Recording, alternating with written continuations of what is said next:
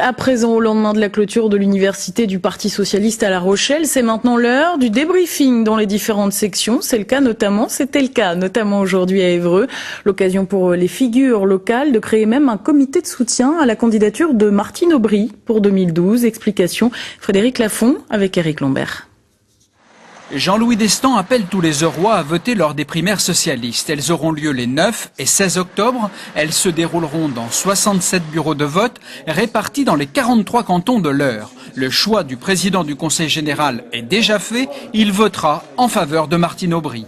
J'appelle nos concitoyens à venir voter pour la primaire et dans le cadre de cette primaire, j'appelle nos concitoyens à voter pour cette femme de conviction, de tempérament qui, je le sais, mènera à terme la campagne présidentielle et permettra à notre pays de changer.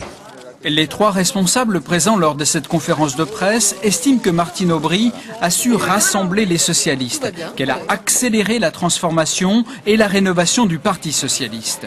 Elle a réussi à mettre en place des dispositifs, des conventions, élaborer un projet qui a été adopté à l'unanimité et faire en sorte que les gens dialoguent, travaillent ensemble, pas simplement des militants, ce qui est déjà beaucoup, mais aussi des gens de la société civile. Sur le fond, François Loncle, député depuis 30 ans, estime que c'est une femme qui a l'expérience de l'entreprise et de l'exécutif, qu'elle sait prendre des décisions, rassembler au-delà de son parti toutes les forces de gauche. Dans son équipe de campagne, il y a beaucoup de gens de la société civile. Elle a une capacité à consulter au-delà des cercles politiques qui est très forte.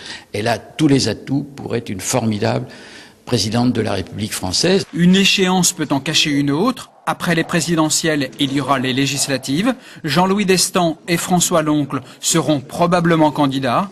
Peut-être recevront-ils alors le soutien de Martine Aubry.